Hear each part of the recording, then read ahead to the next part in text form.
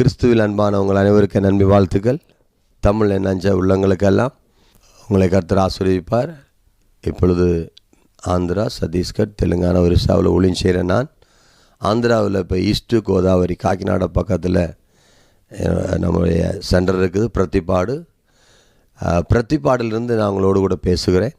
இங்கே நான் அதிகமான மந்தா புயல்னால் ரொம்ப அதிக நஷ்டமாகி அதிகமான வெள்ளம், எங்கே பார்த்தாலும் வெள்ளம், ஜனங்கள் அழிவுகள், 1328 கிராமத்தில் இது பாதிக்கப்பட்டிருக்குது. 40 லட்சம் பேர் இதில் பாதிக்கப்பட்டிருக்கிறாங்க. ஆந்திராவில் மட்டும். கேரளா, தமிழ்நாடு, ஆந்திரா, ஒரிசாவை இருந்தால் கூட ஆந்திராவில் அதிகமான பாதிப்புகள். அதனால் நீங்கள் ஜெபிங்க. கர்த்தர் இந்த தேசத்தை விடுவிக்கணும், ஆசீர்வதிக்கணும். எவ்வளவோ நாசனங்கள். காக்கிநாடா பக்கத்தில் குறைந்தது ஒரு 8-9 கிலோமீட்டருக்கு ரோடே அப்படியே தூக்கிட்டு போயிடுச்சு. அலைகள்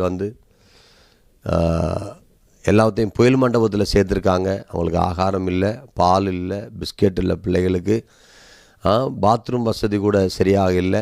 1328 கிராமத்தில் லைட் இல்லை, கரண்ட் இல்லை.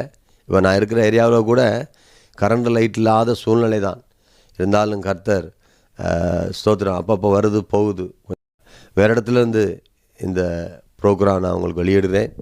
தயவுசெய்து ஜெபிங்க. கர்த்தர் உங்களை ஆசீர்வதிக்கட்டும். எவ்வளோ சுயக்குழுக்கள் இதுக்கெல்லாம் உதவி செய்கிறாங்க. கவர்மெண்ட் போகாத பிராந்தம் இருக்குது. எத்தனை சின்ன பிள்ளைங்க செத்து போயிட்டாங்க, எத்தனை பேர் தண்ணியில் மூழ்கி செத்து போயிட்டாங்க.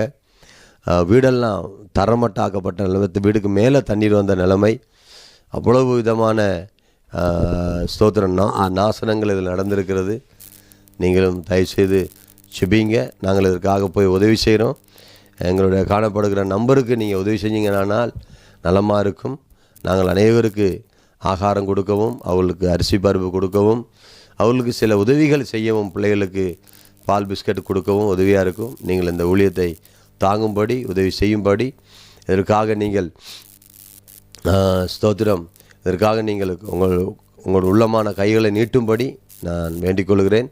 அதிகமான ஜெபியுங்கள். கர்த்தர் உங்களை ஆசீர்வதிப்பார். நம்முடைய சபையும் கூட, நம்முடைய சபை மக்களும் கூட அநேக உதவிகள் தேவைப்படுது. எல்லாருடைய வீடுகளும் ஸ்தோத்திரம் புயலால் மூழ்கப்பட்ட நிலைமை, வெள்ளத்தால் மூழ்கப்பட்ட நிலைமை.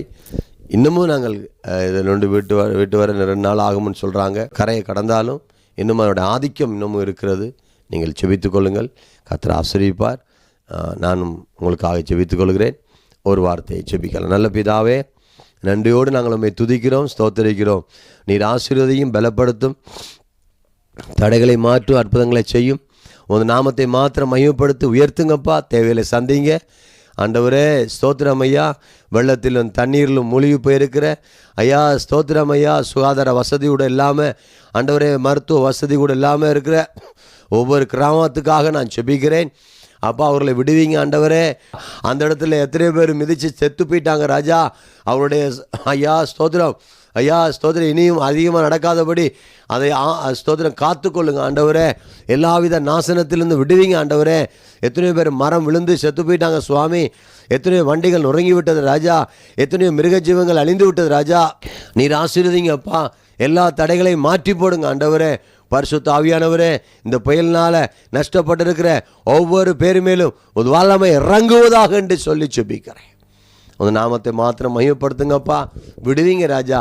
இந்த மந்தா புயல்லையாவது உம்மை அறிந்து கொள்ள ஆண்டவரே உதவி செய்யும்படி நான் ஜெபிக்கிறேன். கிருபையாக நடத்தும், ஆசீர்வதியும்.